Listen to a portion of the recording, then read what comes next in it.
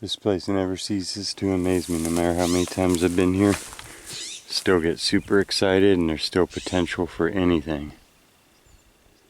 Big, huge gravel beds, and we're going like a mile that way. But you're gonna require some walking. That's why we're solo today. No dogs,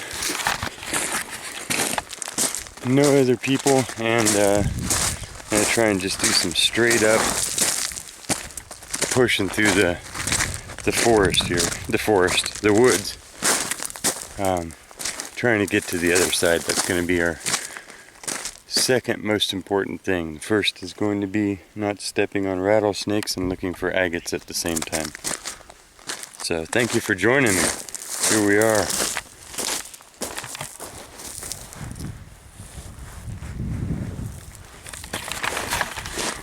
Out in my neck of nowhere. These California blackberries. That's why I originally called this the berry area. That and the fact that there was bear poop everywhere. Just little teeny tiny blackberries. And they haven't been here much. I don't see a single thing plucked off here. As we get down by the water, there'll be more and more, but those right there are good stuff.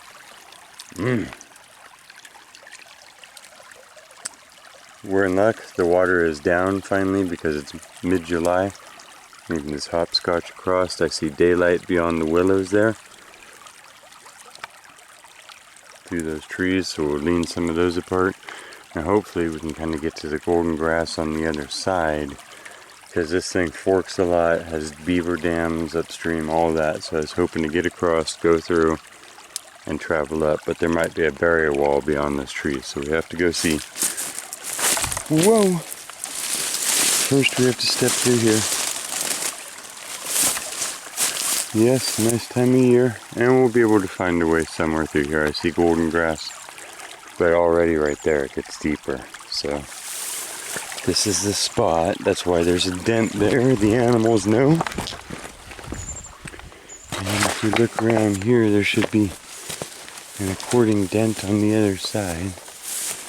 Whew! Without having to go through too many of those. Look how big that spider is.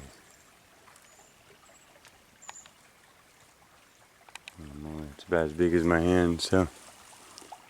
And I hear things crunching on the other side. Let's walk along the water here, talk to ourselves, make some noise, let the bears run off. We'll look for an access point without spiders and monsters. Maybe right here. I'm being a little mean to the willows. Don't worry, they're really regenerative. And I'm hoping to have a nice, easy passage back. And maybe here in the future. So I'm going to go ahead and wiggle through here. I'll let you know on the other side. So this is part of exploring. I couldn't bring other people this way. But it is going to get us to our location. That's the exciting part. So from the location, we have this option of going back, which I'm trudging through foxtails and stickers, and it's just, I really don't want to do that, but I am looking at like a backed up beaver dam part of the river, and getting eaten alive by the biggest deer flies you've ever seen, who have found I'm wearing a thin shirt.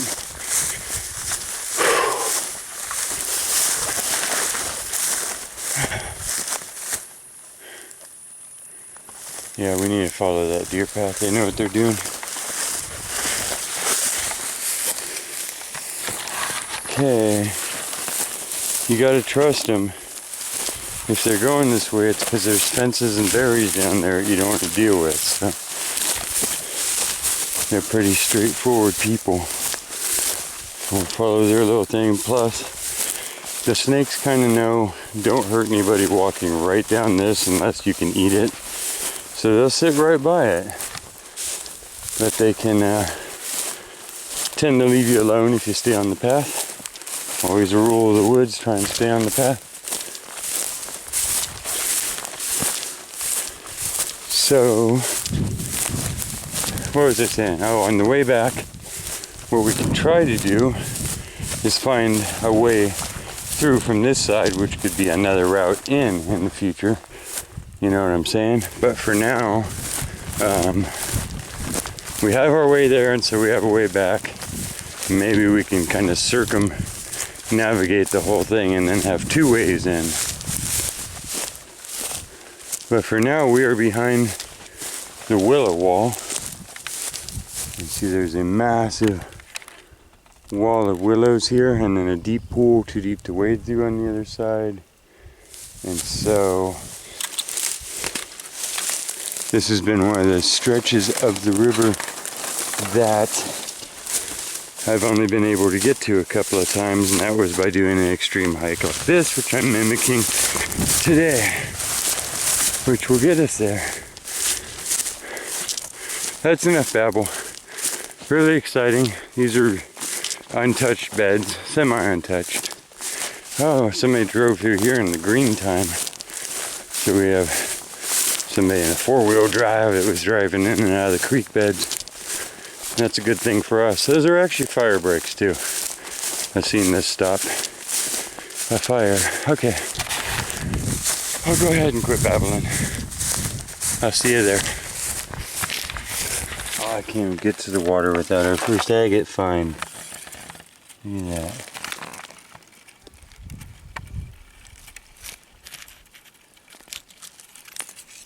Oh, it's a big one.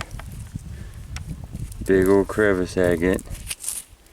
We'll have to clean it up to see what kind of patterns it's got. But already there you can see the dead giveaway chalcedony matrix on there. Okay, let's get this to the water. I may make a little pile of rocks and just come back to this spot because that's how untouched it is. I mean, 2 feet away. Look at this piece of green chert. Just beautiful. Let me get some water. Mission is on. A big chunk of obsidian, which might even be worked on the edge. It's kind of a more rare thing out here. Wow, if that ain't the coolest axe head looking thing I've seen.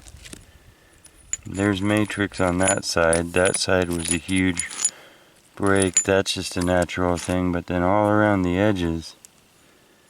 Wow, that sure looks like something. You see the shape of that? Wow. You won't find but 5 pieces of obsidian in this whole stretch of this bed, even though we're in a volcanic rich zone. I understand that, but for those of you that walk this, you know what I'm talking about.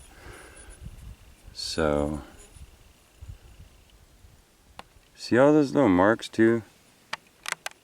Slightly unfamiliar breakage on that. Might just be the type of glass that it is, but those are a different thing to me. I haven't quite. You see those? Those little. You see those? All those little chalk marks in it? Like I say, it might just be how this one type of glass is breaking. There's all kinds of things in the levels from pumice to obsidian in the glass world. But yeah, that here in this location looks like a worked edge going around, and it sure is thick on that end and skinny on that end, and looks like a, you know, like an axe head, like a flat axe head. I'll see if I can find a picture of one of what I think it is. Okay, and beautiful pieces of bowenite. Let's get some water on this for sure. 2 more feet, ridiculous, just ridiculous. Big old gob of drews and crevice agate. Okay. There's miles of this, folks. Okay. I'm actually just gonna set my bag down here. No, I'm not. I'm gonna leave the agates. This and bring in the bag for survival, but we're going to come right back here. See, this is what you normally have to push across, is this water. It's only knee deep, but the other side can be so thick with berries and craziness. So I think we're lucky to find the path that we found, and unless it gets shallow way up here, then we'll probably have to go back that way. But for now, I'll carefully take some of this crystal clear water. And now we have our little mini spray. So, back up to where we left the pile, and let's go look at these real quick. We have some cloud cover too, so that's kind of a miracle. And we're figuring stuff out. There's an easy spot to get through the bushes, and the rest is super thick. So, now we know. Let's walk back to the rocks and try not to look too much, but we should look. Okay, sucky reality check. When I decided to bring my bag with me, that was good because I went 20 feet away, I think, to get the water, and I cannot find the spot where I left our little pile of agates and stuff that we found when we first got down here. But I have a lot of other things that we can look at real quick, but I have walked in circles now for 20 minutes burning up time. And it might be a trick of the fairies or something because we left our rocks behind. But I've regretted it, and they're not here, so that's why I think sometimes you find backpacks and then not the people. So try and stay with your essential gear. Don't set it down even just to go get water, just bring it with you. It is a good rule. This looks nothing like where I left them, but I must have looked hard enough for long enough because they gave them back.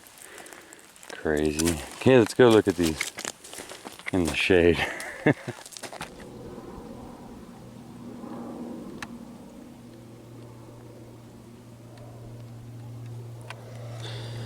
Here's that first crevice agate. So these are a chalcedony creature like any other agate, but forming in the flat layers of sedimentary rock around here, the Franciscan sandstone.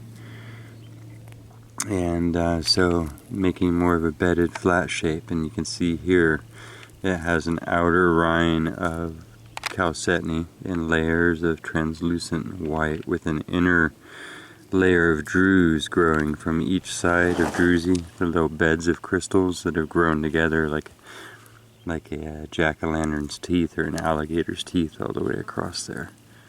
And then that patterning is something that you see, at least here often, in mid-central California in the chalcedony family. That's its matrix look. A couple of 3 chunks of chert here. Our chert in this part of California is very green. I mean, it comes in all sorts of colors, blues and grays, but oftentimes this beautiful green.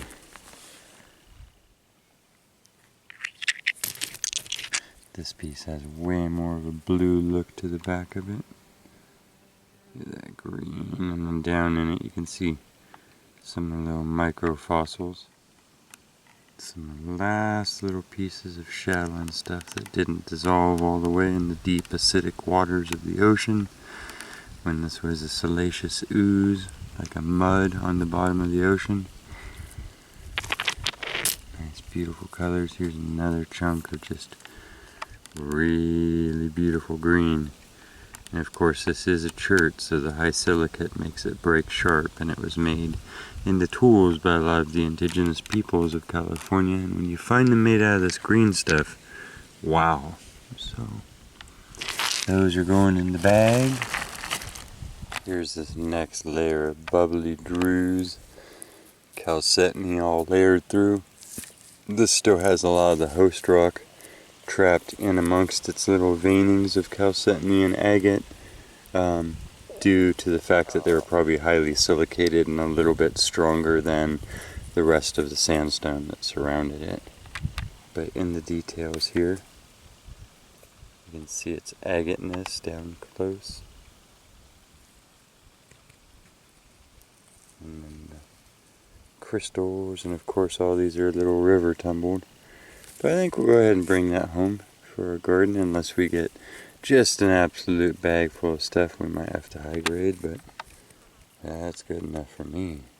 Crazy little spalled of spall with the corner of a boulder of jasper that had very agate-y looking quartz going through it.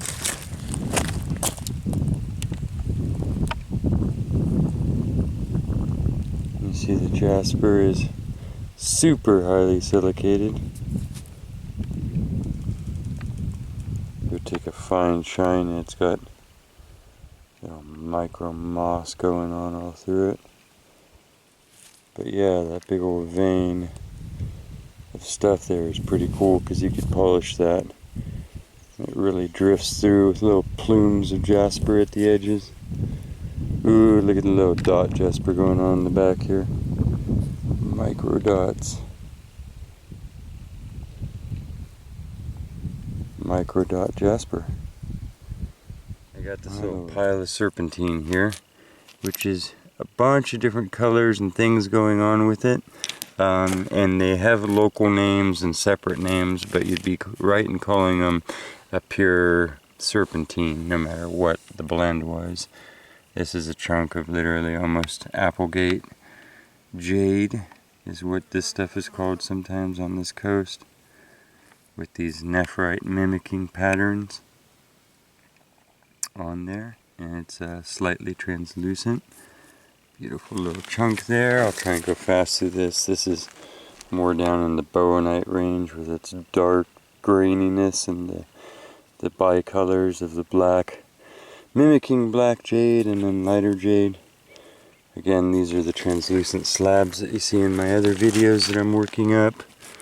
A couple other chunks here. These are all just beautiful pieces, so go ahead and toss them in the bag. Nice slab right there. This is like a lighter Williamsonite blend here. The black and the green, but just way lighter, but still makes translucent slab.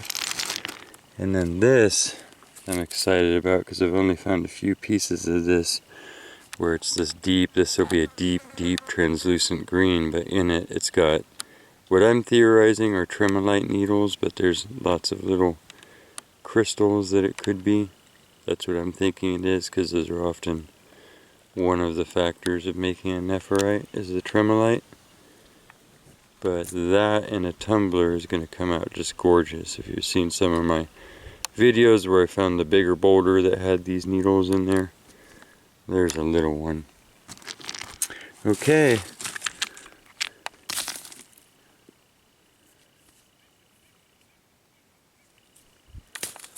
Okay, let's get back to wandering. Here's another chunk of that Applegate jade green. It's got a real distinct green and black to it. That's just a folk name, a local name. And I'd stopped to look at that little thing, and then I saw that on edge. I was making sure it was just quartz. And it is kinda. They're all just quartz. But it's a big layer of drues of quartz crystals standing on edge with a backing of chalcedony, and then all their little tops. And it's been tumbled a little bit, but I know along the bottom of this will be little plumy white and blues. I'll rinse it a little bit, but yeah, we're gonna go ahead and bring that with us. It's the first mega agate out of here. Another little slab of crevice agate. We are just at the beginning of these beds. Look at the little layers to that one. Nice blues and clears alternating. Still stuck on a chunk of the host rock there.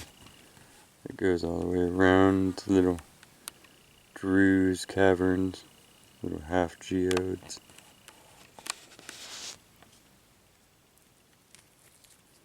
We'll go ahead and take that. It's a good example.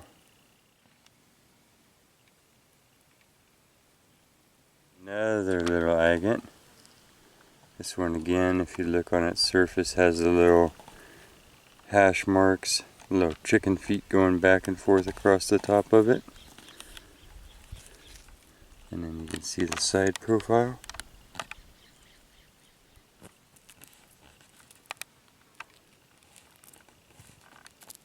Ooh. So a slab of chalcedony there for sure. There's this little rind. Slightly dried off, it's better to see that. These are these big crazy white agate creatures out here. This one's got a little cave. You can see the clear quartz around the hole there, and then inside it's all round, bubbly, druzy looking stuff. And a little circle of patterning around it, and that's all inside of this white thing that's composed primarily of little bladed crystals, white bladed crystals.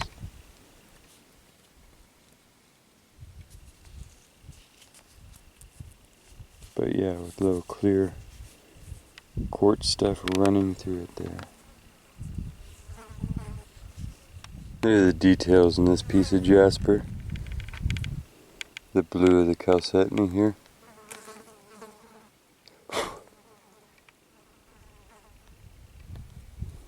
The tiny stripes across here. Look at those. Those are finite. And beautiful color overall.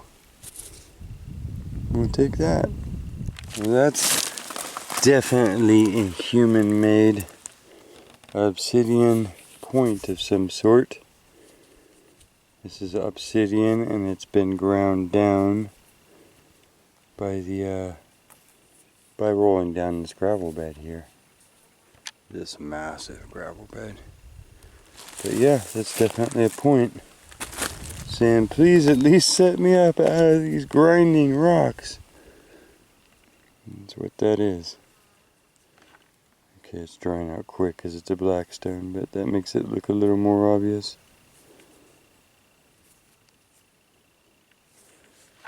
Next little agate guy here. Little druze layers facing inwards.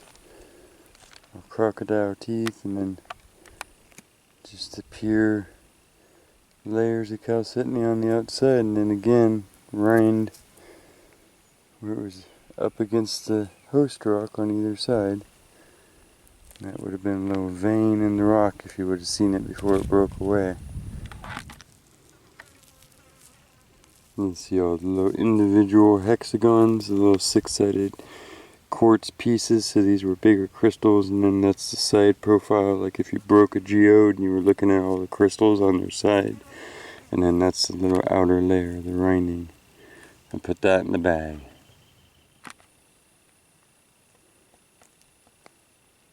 It's just so nice out here. It's been so hot. There's a view of Mount San Lena you hardly ever see. Upper back meadows behind the mountains. Half clouds and then the shade of the trees. It's pretty darn nice. And beautiful rocks. Woodpecker.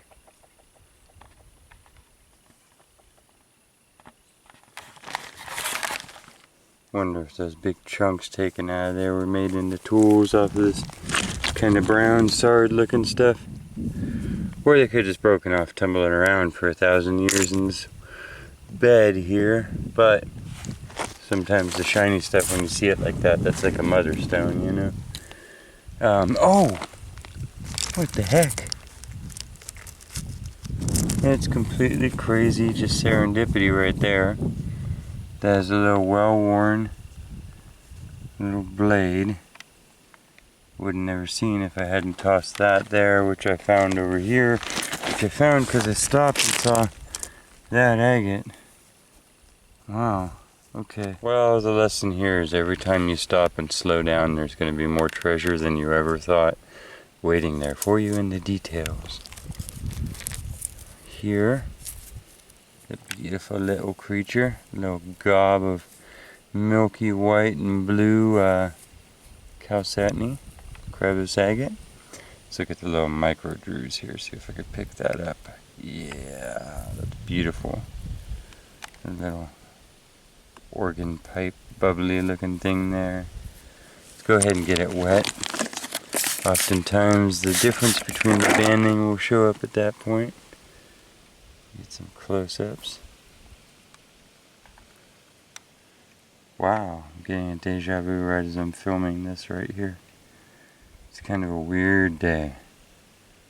The rare overcast in July. Which is basically the only times I'm going out in these crazy hot riverbeds. But yeah, another little white milky chalcedony crevice creature. Let's keep going. There's all kinds of secrets here. That's crazy. Huh. A little piece of this rhyolitic tuff, this wonderscape stone. Little black dots all through it. Little dendrite dots. And then this whole little piece that's like a little slab, kind of has these bands in it that make it look like a red sunset rainbow halo. And little dendritic trees on the very bottom ridges there. I like that. Little dots all over there, but then you realize they're actually trees. Little piece of beautiful chert here. Ooh. You see, it's a layered creature. But it's got some nice green to white and orange speckle in the middle there. Yeah. Deep, deep, deep greens on the edge. Just look really nice, glinting up even before it was wet. Wow. That's definitely a big old knife sitting there.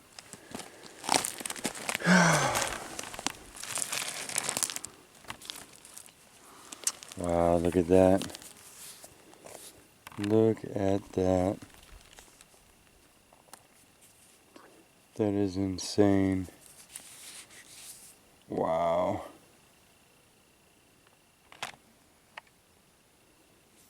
That's I would call it a spear tip because it's so big, but could have been a hafted knife, could have, you know, larger than an arrow for sure. Went on something larger, whether it was handheld or whatever, but another beautiful, beautiful thing there. So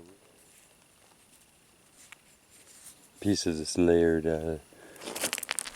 wonderscape stone tuft, rhyolitic tuft.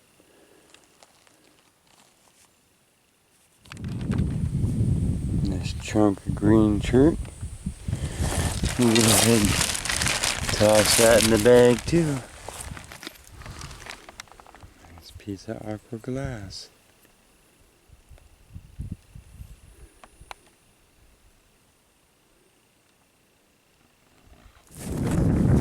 There's one.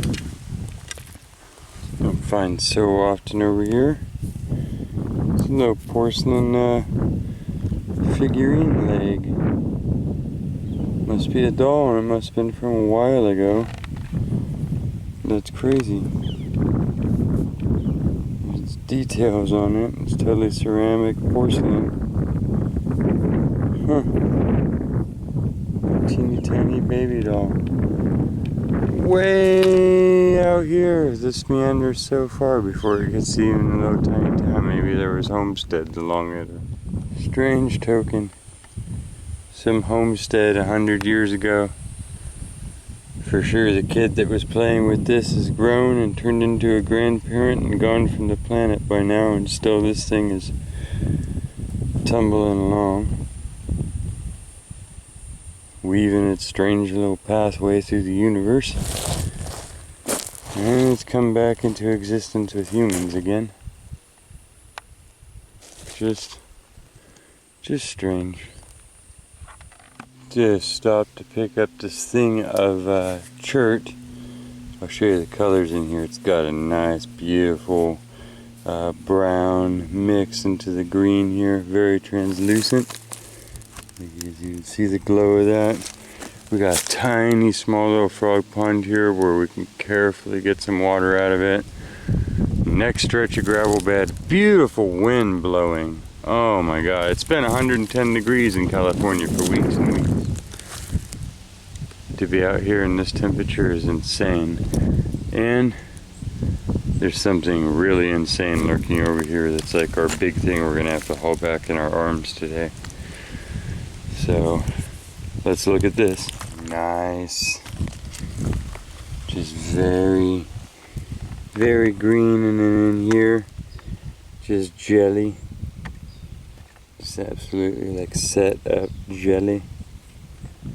Between the gray greens and dark greens on the top.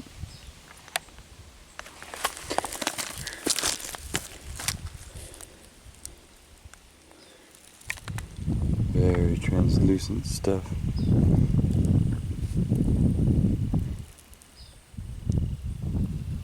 Yep. Okay, let's pull this crazy big thing out of the ground. Look at this piece of jasper. Pumpkin party jasper. I don't even know what to call this stuff. It's Kelseyville is where I find it the most, the other side of this mountain that we're on. You hear the high glassy silicate of that. But look at the patterning on this. It's just nuts. It's burgundy. This one is such a good example. It's got this crazy orange at the edge of all the agates. And there's agate going on in each layer. Hopefully you can see that. So the infill is all chalcedony. Go ahead and do all the sides here.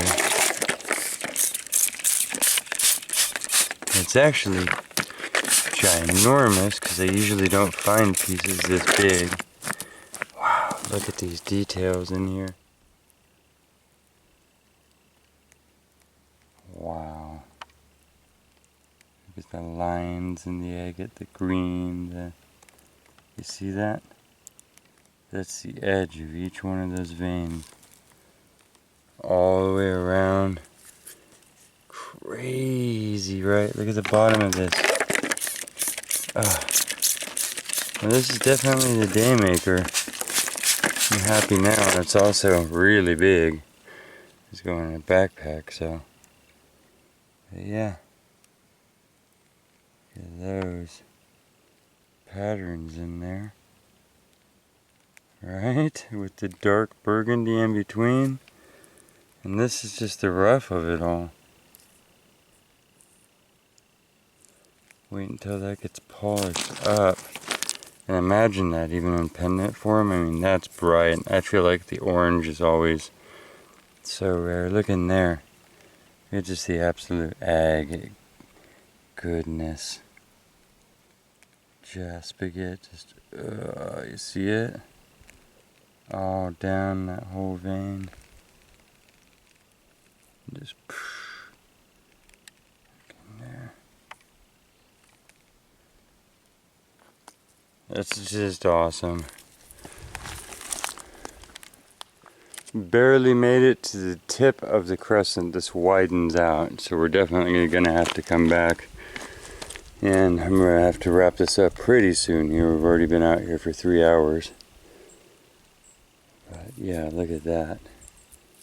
That's just crazy.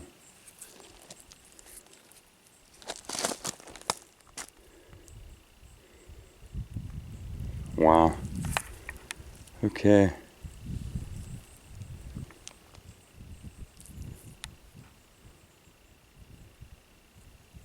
There's beautiful colors in this slab of jasper.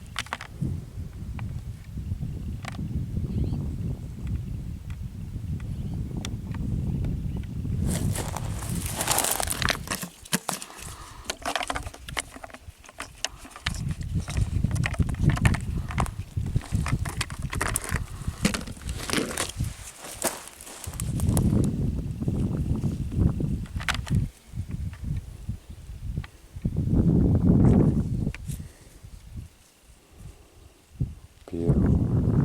Lots of fine reds and threads of yellows and golds in there. Black oval piece of basically pumice. Probably an andesite instead of a rhyolite, but same thing. I'm thinking it's got a lot of the volcanic crystals in there. Some sort of igneous extruded rock that cooled down at its own rate and formed that, and it's in that shape, so it's coming with us. Nice piece of this wonderscape stone.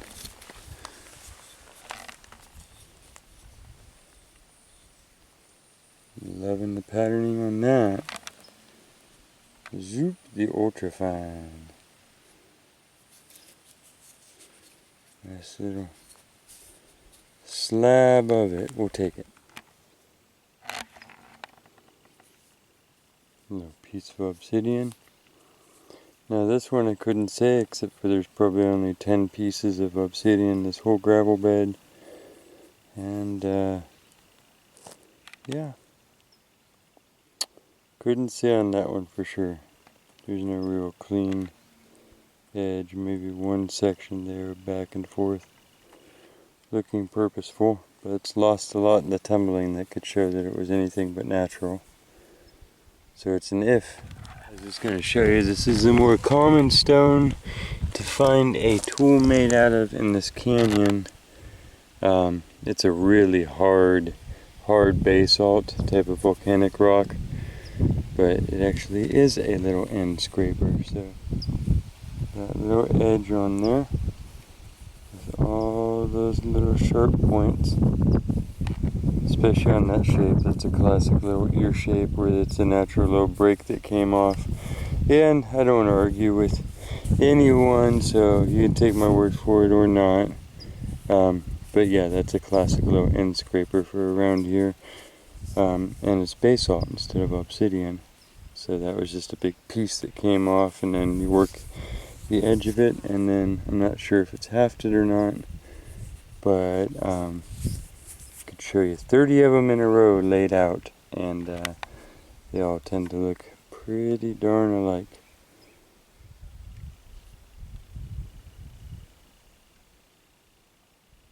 There's a little back and forth of it, the clamshell of a human being there.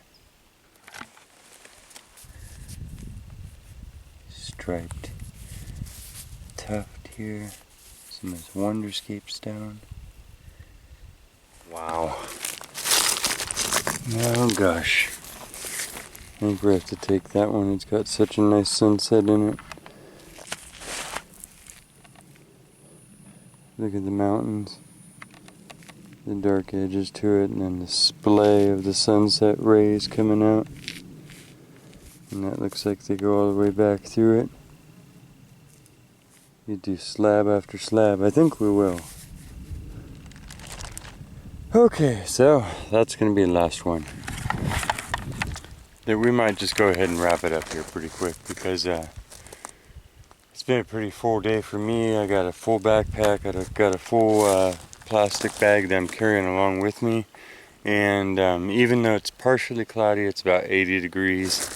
Kind of humid, kind of muggy, and I think I'm going to stack up a big something that I can see next time I come along, and hopefully you guys will be with me here in this beautiful landscape, one of these spots, but probably back here soon on the next cool day.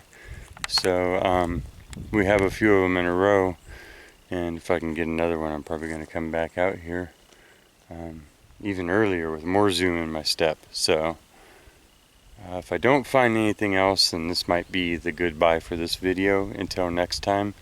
But otherwise, I'm going to keep looking for a little while here. But looking on ahead at how big it gets, I'm like, yeah, maybe I'll choose a tree and stop at the next landmark or whatever. And so if I don't talk to you again right now, I hope to see you on the next one. Thank you for coming with me again, or for your first time. And yeah, please take care of yourself and others.